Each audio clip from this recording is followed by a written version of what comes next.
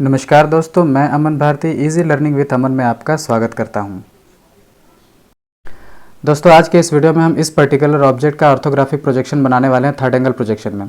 इससे पहले के वीडियो में आपने देखा कि हमने एक ऑब्जेक्ट का फर्स्ट एंगल प्रोजेक्शन में ऑर्थोग्राफिक व्यू बनाया था। मैं आपको बता दूं कि फर्स्ट एंगल प्रोजेक्शन और थर्ड एंगल प्रोजेक्शन में ऑर्थोग्राफिक व्यू बनाना लगभग सेम ही होता है, बिल्कुल सेम ही होता है। बस उसमें फ्रंट व्यू, टॉप व्यू और साइड व्यू की पोजीशंस चेंज हो जाती हैं, तो हमें पता होना चाहिए कि कौन सा व्यू कहाँ पे बनेगा, वो हम बाद में देखेंगे। फिलहाल आइए इस ऑब्जेक्ट को देख लेते हैं। इस ऑब्जेक्ट का आइसोमेट्रिक व्यू मैंने पिछले की किसी वीडियो में बना दिया है, अगर आपको ज़रूरत है तो उसे देखिए, लिंक आपको कार्ड में मिल जाएगा। तो जैसा कि आप ये ऑब्जेक्ट देख रहे हैं, इस ऑब्जेक्ट की लंबाई, चौड़ाई और ऊंचाई दी गई है यहाँ पे, जो कि लंबाई है 50, चौड़ाई है 70 और हाइट है 60। ये सारे के सारे जो डायमेंशंस है वो mm में हैं। तो ये रही वो चौड़ाई 70 mm, ये रही लंबाई 50 mm और ये रही टोटल इसकी हाइट जो कि है 60 mm। और इधर एरो जो आपको नज़र आ रहा है, ये एरो हमें ये बताता है कि इधर से देखने पे हमें फ्रंट व्यू मिल रहा है, यानी कि इसका फ्रंट व्यू इधर का एरिया है। तो इसका हम थर्ड एंगल प्रोजेक्शन में अभी ऑर्थोग्राफिक व्यू बनाने वाले हैं। तो सबसे पहले फर्स्ट स्टेप क्या है कि हमें ये पता करना है कि इस पर्टिकुलर ऑब्जेक्ट में क्वेश्चन के अनुसार हमें साइड में कौन सा व्यू दिया गया, यानी कि लेफ्ट हैंड साइड व्यू दिया गया है या राइट हैंड साइड व्यू दिया।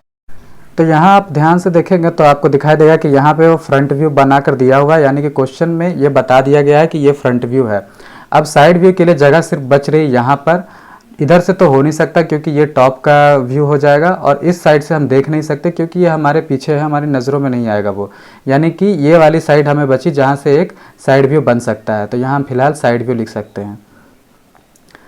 तो अब हमें पता करना है कि ये लेफ्ट हैंड साइड व्यू है या राइट हैंड साइड व्यू है। तो मैंने पहले ही बताया था पिछले वीडियो में कि आप बस देख लीजिए, इसके अकॉर्डिंग आप देख लीजिए कि वो चीज़ जो आपको ज़रूरत की चीज़ है वो लेफ्ट में पड़ रही है या राइट में पड़ रही है। यानी कि अगर आप यहाँ से एक लाइन निकालें, रेफरेंस लाइन यहाँ से लें, तो ये जो साइड है वो आपके बाएं तरफ है और ये जो फ्रंट है वो आपके दाहिने तरफ है। यानी कि साइड लेफ्ट तरफ दिया हुआ है, यानी कि हमें लेफ्ट हैंड साइड व्यू दिया हुआ है, लेफ्ट हैंड साइड व्यू दिया हुआ है, और फ्रंट हमारे राइट में है, और टॉप तो हमेशा यहीं पे होता है, इसकी पोजीशन कभी नहीं बदलती है। तो इस तरह से हमें ये पता चल गया फिलहाल कि हमें जो क्वेश्चन में साइड व्यू दिया गया है वो लेफ्ट हैंड साइड व्यू है।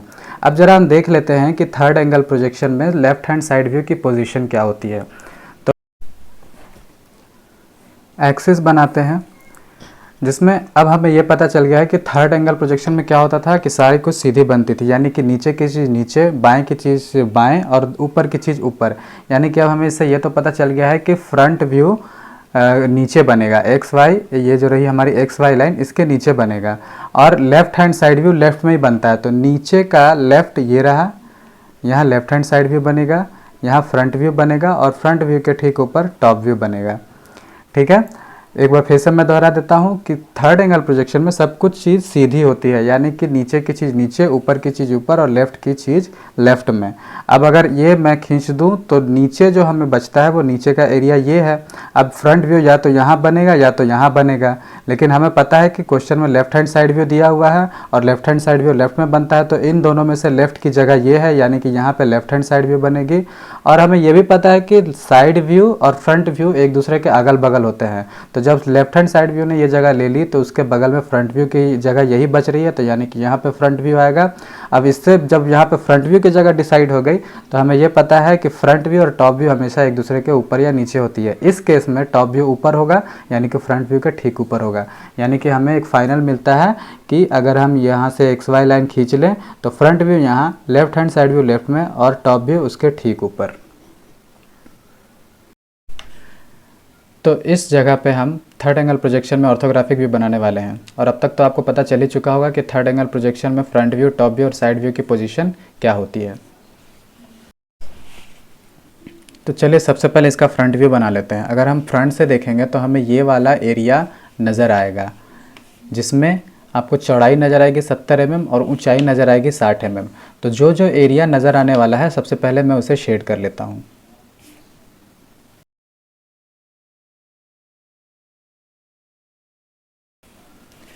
तो ये जो शेडेड पार्ट आपको नज़र आ रहा है ये फ्रंट व्यू में नज़र आने वाला है, चौड़ाई 70 mm और ऊंचाई 60 mm। तो हमें पता है कि इस जगह में फ्रंट व्यू की जगह यहाँ पर है, तो हमें यहाँ से यहाँ 70 mm की जगह चाहिए और ऊंचाई चाहिए 60 mm। पहले पिछले बार में हमने देखा था कि यहाँ से चौड़ाई लेते थे और इधर ऊंचाई लेते थे, लेकिन यहाँ पे अब नीचे बनेगा फ्रंट व्यू, तो यहाँ से यहाँ हमें 70 mm की जगह चाहिए और यहाँ से यहाँ 60 mm की जगह चाहिए। तो सबसे पहले अब आप एक बात का ध्यान दें, सबसे पहले आप एक बात का ध्यान दें कि इधर से इधर ये 70 mm की जगह तो लेगी, लेकिन यहाँ पर 70 mm की लाइन हम डार्क नहीं करेंगे, क्योंकि जब आप इधर से देख रहे हो तो ऊपर आपके ऊपर का जो एरिया है वहाँ टोटल 70 mm की लाइन नहीं है, ये 70 mm से कुछ कम है। कितनी कम है? वो 30 mm है। ठीक है, ये इसकी जो लंबाई है वो 30 mm है, और यहाँ इसका मतलब यहाँ पे 30 mm की लाइन बनेगी, और यहाँ से कितनी दूर बनेगी वो ये बताएगा आपको, ये बताएगा, यानी कि 20 mm दूर बनेगी।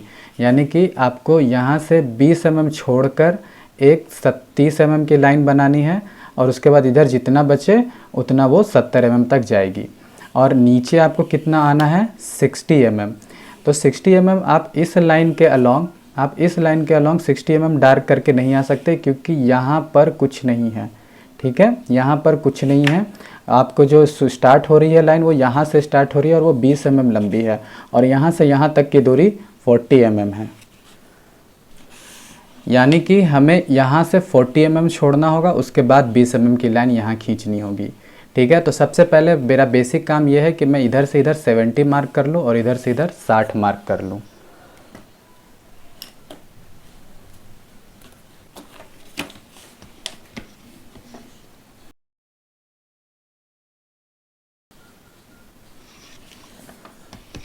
इसके बाद मैं यहाँ से 20 mm की लंबाई नाप लेता हूँ,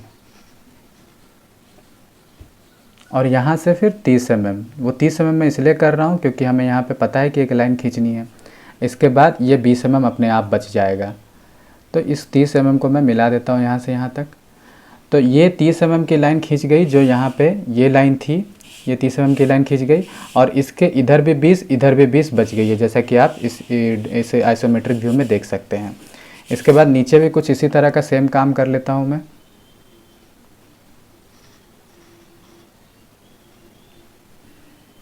ठीक है, तो ये लाइन हमारी बन गई 20 mm की, और यहाँ से यहाँ तक की दूरी 40 mm छूट चुकी है। अब मैं यहाँ से 70 mm की लाइन खींच लेता हूँ, वो 70 mm की लाइन।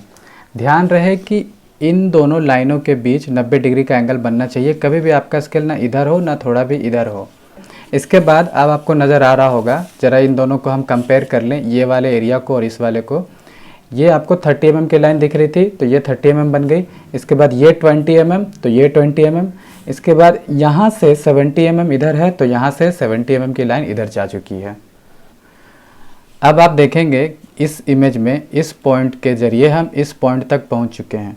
अब इस पॉइंट से 20 mm की लाइन ऊपर जा रही है, तो यानी कि यहाँ से 20 mm की लाइन एक ऊपर जाएगी। तो हम ये भी लाइन एक खींच लेते हैं। चलिए, तो ये 20 mm की लाइन खींची जा चुकी है।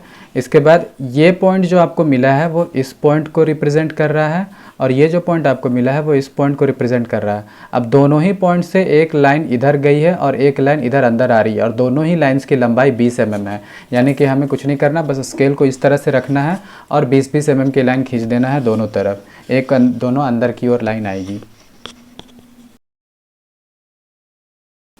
तो इस तरह से ये दो लाइन्स बन गई है जिनकी लंबाई 20-20 mm है।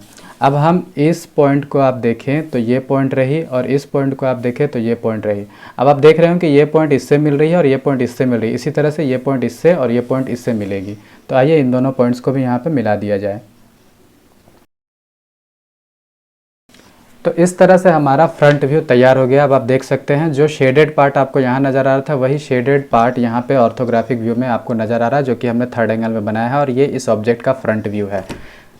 अगर आप ध्यान से देखेंगे, अगर गौर करेंगे, कंपेयर करेंगे, तो ये 70 mm है, ये 70 mm है, इसकी टोटल हाइट 60 mm है। और टोटल हाइट 60 mm कैसे हुई? ये 20 और ये 40, यानी कि 60, और इसी तरह से ये 20 और ये 40, तो ये भी हो गया 60। और ये 30 mm है, इसके इधर 20 mm छूटा है और इसके इधर 20 mm छूटा हुआ, तो 20-20 40 और ये 30, टोटल होता है 70। तो इस तरह से हमारा फ्रंट व्यू तैयार हो गया। अब अगला स्टेप आपको जो करना है वो मैं पिछले वीडियो में बता चुका हूँ। अब आपको प्रोजेक्टर्स खींचने हैं, यानी कि आपको जितने भी पॉइंट्स नज़र आ रहे हैं उससे एक सीधी लाइन ऊपर को जाएगी और इधर भी जाएगी। जो हमें हेल्प करेगी साइड व्यू और टॉप व्यू बनाने में। तो चलिए मैं उन प्रोजेक्टर्स को तब तक खींच लेता हूँ। तो प्रोजेक्टर्स खींच लेने के बाद ये कुछ इस तरह से दिखता है। मैंने पिछले वीडियो में आपको प्रोजेक्टर्स के बारे में बता दिया था, तो मैं यहाँ पे इसके बारे में ज़्यादा डिटेल नहीं बताऊँगा, बस मैं इतना बताऊँगा कि ये लंबाई और चौड़ाइयों को ट्रेस करने के काम आता है। तो चलिए अब मैं इस ऑब्जेक्ट का लेफ़्ट हैंड साइड व्यू बनाता हूँ। ठीक है, लेफ़्ट हैंड साइड व्यू। तो जब हम लेफ़्ट से इसे देखेंगे, इस पोजीशन पे बैठ के देखेंगे, तो ध्यान रहे हमारा लेफ़्ट इस तरफ और इस पेंसिल के राइट इस तरफ। आप इस तरह से देख रहे हैं साइड में खड़े होके, यानी कि लेफ़्ट हैंड साइड में खड़े होकर देख रहे हैं, और आपका बायां हाथ इधर है, आपका दाहिना हाथ इधर है। तो आप जब इस पोजीशन से देखेंगे तो आपको जो नज़र आएगा वो होगा एक ये 50 mm का पार्ट जो कि इस ऑब्जेक्ट की लंबाई है, एक ये 20 mm की ऊंचाई, और एक इधर बाएं तरफ की 20 mm की ऊंचाई, फिर ये 50 mm का पार्ट। इसके बाद इसके ऊपर आपको यहाँ से यहाँ ये 50 mm का पार्ट नज़र आएगा, और ये 40 mm की ऊंचाई जो कि बाएं तरफ है, और ये 40 mm की ऊंचाई जो कि दाहिने तरफ है, फिर ऊपर 50 mm का पार्ट। यानी कि आपको टोटल 2 रेक्टेंगल्स नज़र आएंगे, एक ये 50 और 20 का रेक्टेंगल, और एक ये 50 और 40 का रेक्टेंगल। तो बस आपको वो 2 रेक्टेंगल सही पोजीशन पे बना देने हैं और आपका साइड व्यू यानी कि left hand side view complete हो जाएगा। तो फिलहाल मैं उस पार्ट को शेड कर देता हूँ जो पार्ट आपको दिखने वाला है लेफ़्ट हैंड साइड व्यू में। तो आप देख सकते हैं शेडेड पार्ट में एक शेडेड पार्ट रेक्टेंगल है 50 और 20 का, और एक शेडेड पार्ट है रेक्टेंगल 50 और 40 mm का। तो बस इन्हीं 2 रेक्टेंगल्स को हमें यहाँ पे बनाना है। तो सबसे पहले जो आपको रेक्टेंगल नज़र आ रहा है वो 50 और 20 mm के रेक्टेंगल है, वो नीचे है। तो हमें सबसे पहले नीचे यहाँ से यहाँ 50 mm लेना होगा, और इसके बाद इधर 20 mm और इधर 20 mm। अब हमें 20 mm नापने की ज़रूरत नहीं है क्योंकि हम उसे ट्रेस कर चुके हैं, और जो टोटल इसकी हाइट है वो है टोटल 60 mm, और यहाँ से यहाँ तक 40 mm। हमें ये भी नापने की ज़रूरत नहीं है क्योंकि ये भी ट्रेस हो चुका है। और मैं पिछले वीडियो में आपको बता चुका था कि फ्रंट व्यू की जो हाइट होती है और साइड व्यू की जो हाइट होती है वो आपस में बराबर होती है। जैसा कि यहाँ आप देख सकते हैं ये 60 mm की टोटल हाइट है और ये भी 60 mm की टोटल हाइट है। तो सबसे पहले आइए यहाँ से यहाँ 50 mm की एक लाइन खींच लेते हैं जो कि साइड व्यू का बेस कहलाएगा। तो ये 50 mm की लाइन होगी। इसके बाद इधर से हमें 20 mm ऊपर जाना है, और फिर यहाँ से यहाँ 50 mm जाकर हम इस रेक्टेंगल को कंप्लीट कर देंगे।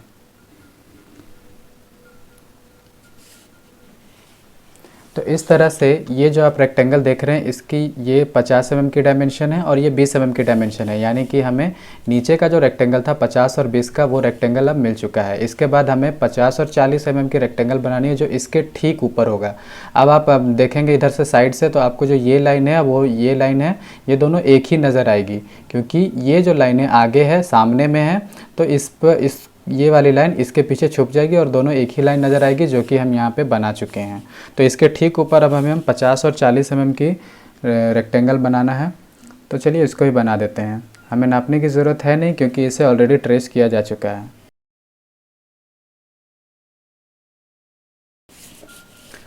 तो इस तरह से हमारे इस ऑब्जेक्ट का लेफ़्ट हैंड साइड व्यू भी तैयार हो गया है। आप देख सकते हैं यहाँ पे कि ये एक टोटल अगर देखें तो टोटल एक रेक्टेंगल है जो 60 और 50 के डायमेंशन का है, और जो 2 छोटे छोटे रेक्टेंगल्स में बटा हुआ है 50 20 और 50 40। तो इस तरह से हमारा इस ऑब्जेक्ट का लेफ़्ट हैंड साइड व्यू भी तैयार हो गया है। इसके बाद मैंने आपको बताया था कि हमें या और कुछ ट्रेस करना है, तो उसके लिए हमें यहाँ से 45 डिग्री के एंगल पर एक लाइन खींचनी होती है, फिर यहाँ से निकलती हुई सारी रेखाओं को, सारे पॉइंट्स को ट्रेस करना होता है, और उसके बाद उसको इधर ट्रेस करना होता है। तो चलिए वो भी कर लेते हैं और मैं उसे करके दिखाता हूँ फिलहाल। तो पॉइंट्स को ट्रेस करने के बाद ये कुछ इस तरह से दिखाई देता है। आप यहाँ देख सकते हैं कि यहाँ से जो इस पॉइंट से जो लाइन निकली है वो इस जगह पर मिलती है 45 डिग्री के एंगल वाली लाइन से, और 90 डिग्री के एंगल पर अपनी दिशा बदलती है और इधर आकर इन सारे लाइन को इंटरसेक्ट करती है। तो इस तरह से हमें ये पता चल जाता है कि जो अब हम टॉप व्यू बनाएंगे वो इस पोजीशन से कितना ऊंचा बनाएंगे, हमें ये नापने की ज़रूरत नहीं पड़ेगी। ठीक है, ये जो मेथड मैंने किया है ये पिछले वाली वीडियो में बड़े ही डिटेल में किया गया है, तो आप उस वीडियो को देख लें, लिंक आपको डिस्क्रिप्शन में मिल जाएगा। तो अब आपको पता चल चुका है कि जो हमारी टॉप व्यू बनेगी उसकी ऊंचाई यहाँ से इतनी बनेगी, और जो वो किसके बराबर है वो इसके बराबर है, क्योंकि ये लाइन यहाँ से निकली है और यहाँ तक गई है। यानी कि ये हमें डिसाइड कर रहा है कि टॉप व्यू कितनी ऊंची बनेगी। यानी कि ये जो 50 mm है वो बता रहा है कि हमारी टॉप व्यू की ऊंचाई 50 mm की होगी। तो इससे हमें ये पता चलता है कि जो साइड व्यू का बेस है, यानी कि ये जो बेस ही हुआ है ना, ये तो 50 mm बेस ही है, तो साइड व्यू का जो बेस है वो टॉप व्यू के हाइट के बराबर होता है। और जो फ्रंट व्यू का बेस है, जो फ्रंट व्यू का बेस है वो टॉप व्यू के बेस के बराबर होता है। तो इससे हमें ये पता चल जाता है बड़े आराम से कि हमें साइड व्यू के हेल्प से पता चल जाता है कि टॉप व्यू का ऊंचाई कितना होगा, और हमें फ्रंट व्यू से पता चल जाता है कि टॉप व्यू की चौड़ाई कितनी होगी।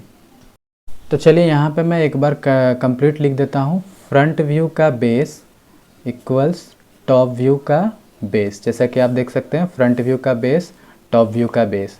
इसके बाद फ्रंट व्यू की हाइट साइड व्यू की हाइट दोनों आपस में बराबर होती है। ठीक है, फ्रंट व्यू की हाइट टोटल 60 है और साइड व्यू की हाइट भी 60 बनी है।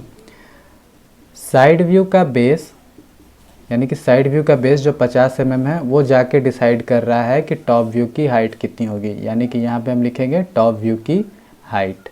ठीक है, तो इससे हमें कुछ चीज़ों का पता चलता है जो आप आगे चल के ध्यान रखेंगे तो आपको ऑर्थोग्राफिक प्रोजेक्शंस बनाने में बड़ा ही आसान होगा।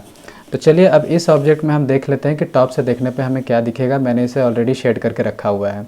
आपको ये जो एरिया नज़र आ रहा है वो टॉप व्यू से आपको नज़र आएगा, और इधर जो आपको हल्का सा एरिया नज़र आ रहा है ये पूरा नहीं नज़र आ रहा है। मतलब आइसोमेट्रिक व्यू में जब हम इसे देखते हैं तो ये हमें कंप्लीट नज़र नहीं आता, लेकिन जब हम इसे टॉप से देखेंगे तो ये वाला एरिया जो है वो पूरा नज़र आएगा। यानी कि एक रेक्टेंगल यहाँ, एक रेक्टेंगल यहाँ और एक रेक्टेंगल यहाँ नज़र आएगा। तो टॉप से देखने पे हमें टोटल 3 रेक्टेंगल्स नज़र आते हैं। जो पहला रेक्टेंगल है वो 20 और 50 mm का है, जो दूसरा रेक्टेंगल है वो 30 और 50 का है, और जो तीसरा रेक्टेंगल है वो भी 20 और 50 का होगा। तो इस सब में आपको एक चीज़ कॉमन पता चल रही होगी कि सारे में 50 mm की जो डायमेंशन है वो कॉमन है। तो चलिए फिर से हम देख लेते हैं। यहाँ पे फ्रंट इधर था, अब फ्रंट से अगर आप टॉप पर गए तो आप इधर चले जाएंगे और आपके लेफ़्ट इधर होगे और राइट उस साइड तरफ होगी। यानी कि लेफ़्ट में हमें 50 mm की लंबाई चाहिए और राइट में भी हमें 50 mm की लंबाई चाहिए, और ये लंबाई हम नीचे से स्टार्ट करेंगे। अब आप अगर इस तरह से हैं और फ्रंट से टॉप से इसे देख रहे हैं तो आपका पैर इस तरफ हुआ, तो पैर के तरफ कुल इसकी लंबाई कितनी है 70 mm, यानी कि इसकी चौड़ाई 70 mm है। तो हमें तो ऑलरेडी पता है कि इसका जो बेस होगा वो इसके बेस के बराबर होगा, तो हमें यहाँ से यहाँ बस 70 mm को डार्क कर देना है। एक बात और ध्यान देंगे कि ये जो 3 रेक्टेंगल दिखाई दे रहे हैं इसमें ये वाला रेक्टेंगल और ये वाला रेक्टेंगल नीचे से सेम ऊंचाई पर है, यानी कि 20 mm और 20 mm है। लेकिन जो तीसरा रेक्टेंगल नज़र आ रहा है आपको वो नीचे से कुल 60 mm की ऊंचाई पर है, जो कि इस ऑब्जेक्ट की टोटल हाइट डिसाइड करती है। लेकिन जब हम इसे टॉप से देखेंगे तो हमें ये तीनों रेक्टेंगल्स एक ही प्लेन पर नज़र आएंगे।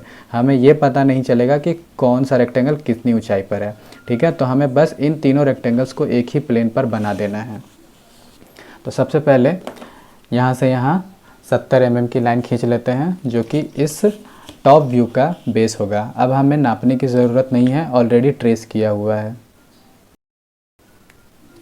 इसके बाद हमारे लेफ़्ट में 50 और राइट में भी 50 है, तो यहाँ से लेफ़्ट में 50 जाते हैं, फिर यहाँ से राइट में 50 जाते हैं।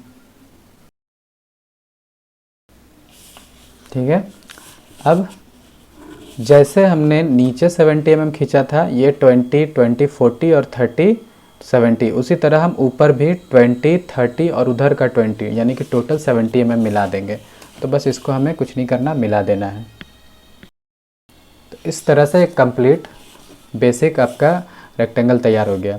इसके बाद आपको ये नज़र आ रहा होगा कि हमें ये 20-50 वाला रेक्टेंगल और इधर 20-50 वाला रेक्टेंगल और ये 30-50 का रेक्टेंगल बनाना है। तो सिंपल है। अब यहाँ से यहाँ अगर आप देखें तो 20 mm है, क्योंकि हमने पहले 20 mm बनाया था और उसी को ट्रेस कर रखा था। यहाँ से यहाँ भी देखेंगे तो 20 mm है, क्योंकि हमने इधर 20 mm बना कर रखा था और उसको ट्रेस किया था। और यहाँ से यहाँ 50 mm है, क्योंकि हमने वो 50 mm इधर से ट्रेस किया है। तो आपको जो बीच में ये हल्की लाइन नज़र आ रही है, बस इन्हीं को डार्क कर देंगे तो आपका फ्रंट टॉप व्यू तैयार हो जाएगा। तो ये रहा आपका टॉप व्यू, जैसा कि आप यहाँ देख रहे हैं। ये जो 50 और 20 के जो रेक्टेंगल है वो ये रेक्टेंगल है, ये जो 30 और 50 का रेक्टेंगल है वो ये रेक्टेंगल है, और जो इधर छुपा हुआ है 20 और 50 का रेक्टेंगल वो ये रेक्टेंगल है। यानी कि टॉप से देखने पे हमें ये रेक्टेंगल नज़र आया, 3 रेक्टेंगल्स नज़र आए। तीनों की ऊंचाई अलग अलग है, लेकिन ऊपर से देखने पे तीनों एक ही प्लेन में नज़र आएंगे। और साइड से देखने पे जो हमें नज़र आ रहा है वो 2 रेक्टेंगल्स हैं। यहाँ आप देख सकते हैं साइड से देखने पे नज़र आ रहा है वो दो रेक्टेंगल है। दोनों के बीच कुछ अंतर है, लेकिन साइड से देखने पे दोनों एक ही प्लेन में नज़र आएगा।